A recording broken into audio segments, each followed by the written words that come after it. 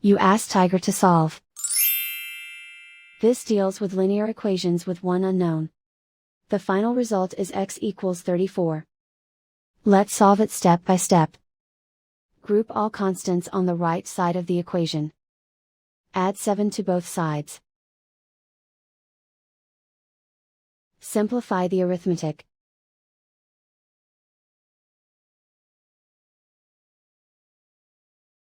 Isolate the x. Multiply both sides by 2. Group like terms. Multiply the coefficients. Simplify the fraction. Simplify the arithmetic. And so the final result is x equals 34.